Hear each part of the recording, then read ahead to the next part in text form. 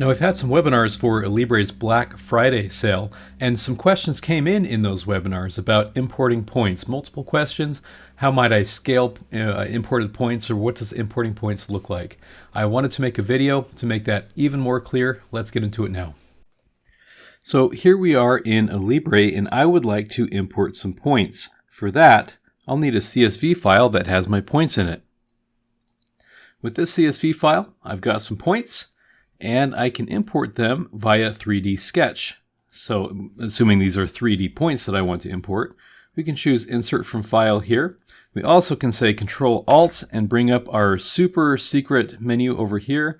And I'm going to say 3D Sketch. We're going to say Figures from File. So either one of those will bring in things. Again, Control-Alt to hide that super secret menu again. And we're going to browse for our file. And again, we're going to import this as a CSV.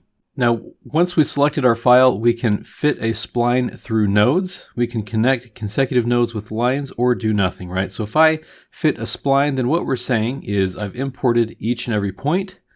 And then from the start to the next point to the next point, we run a spline through all of them.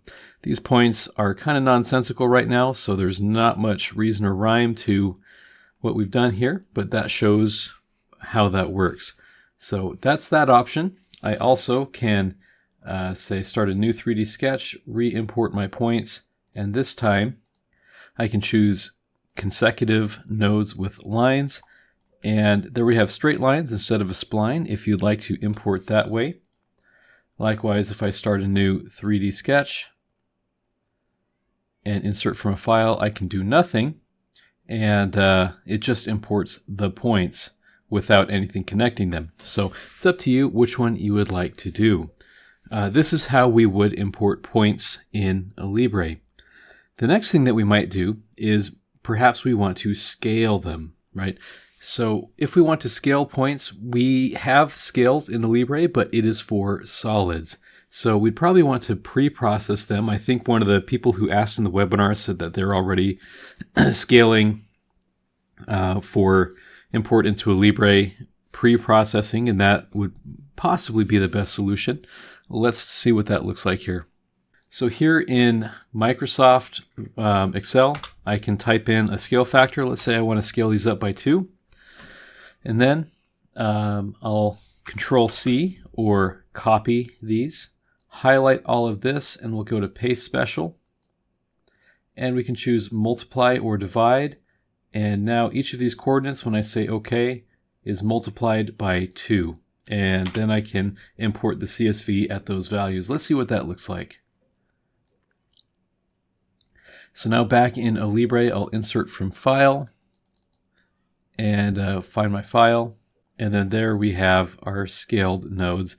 Again, not much to look at there. Let's see what it looks like if we draw splines between them. And there we have a scale of 2. So we scale around the center as we would expect. And we have this line here that is, half the scale of the other one. So that should make sense. Now when we go to scale things, we want our CSV file to look just like this. X, Y, and Z, nothing else in the CSV format. And that is how we work with those things. All right, so here is a 3D sketch that is created by their imported coordinates with a spline going between them. And we want to scale it, but we don't want to scale it from the spreadsheet. Well, how do we scale it in Alibre? And it's first by making a solid. So let's create a plane that sits right at the end, right? We can adjust what percentage along that we want our plane to be. We can go 100 or 0. And I can create a 2-dimensional sketch right on the plane that I created. And I can create a point. We'll make it quite small, 0.03. And I'll sweep right down this path. And look at that, right? We come reasonably close there. But we've created our sweep. Now we can scale it. So what I'll do is go to Scale or Mirror Part. I'll choose Uniform. we can scale around our center point or around the origin. So the center point of our body or the origin, we can do a scale factor of 2, 3, whatever we'd like. And when I say OK, right, we've scaled this larger. So that's a way to scale it. We can also do non-uniform scales if you want to stretch it in one direction, which you can do, right? We'll say edit, we can say non-uniform, and then we can see that we're stretching it out further because we're scaling it by 3 in the X direction and 1 in the Y and Z directions. So always an option, but that's how we would scale it. Now, there could be a situation where you have some existing bodies. Let's take a look. So let's say that I have my existing body right here, and then when I go to sweep, right, we get an intersection, but it's not scaled yet. And if I go to scale everything, say by a factor of 2, then everything scales, and I just want my sweep to scale. So it's possible that you can just take your sweep, put it at the beginning of the Design Explorer, and rearrange the order of which things happen, and that can be a great solution. If you run into problems, another way of doing it, which I'll cover here, is we can say surface and convert solid to surface. Now, when I make my sweep, surfaces don't scale, and so I can go to my scale. We can scale this by our factor of 2. Looks good. And now after scaling, I'll go back to surface, and I'm going to stitch this back to a solid. In my experience, I get the best results if I go with a split, and I just split one face. And then when I stitch back to a solid, it works very well stitching multiple surfaces. So we'll select Stitch to Solid, and we were able to scale one part without the other. So those can be some ways to scale with existing bodies and import things. Now, what does it look like? We've done all 3D. 2D is much the same. Let's just take a quick look at what it looks like to do two-dimensional point imports. So perhaps in a 2D sketch, we'd like to plot a sine wave. Again, for a 2D sketch, we want to use X and Y as A and B, and nothing else. No labels or anything. So I'm going to say 0, and then I'm going to say plus 0.1 plus the cell, right? And then we can increment down to some big value, 420.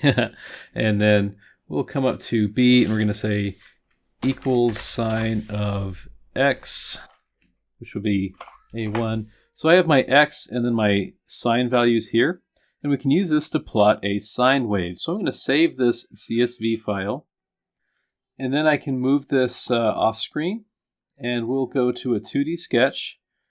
We'll activate a two-dimensional sketch on our XY plane, and I'll again Control-Alt to show my super secret menu. We're going to go to Figures and Insert from File. We'll fit a spline in this case, but you can do all the options as before. And there I've imported the file that I've just worked with, and I'm going to say OK. And from there, we have a sine wave that we've plotted quite well. So that is how we can plot any coordinates that we want in a two-dimensional sketch. Works just like a 3D sketch as well. I can do a thin extrude and even take a look at what we might be looking at here. So there we've got a nice sine wave. Now we may want to take a look for people who do not use Excel, what it may look like to scale these coordinates. Let's have a look. The nice thing about being able to use the CSV format is that we're not limited to using Microsoft Excel.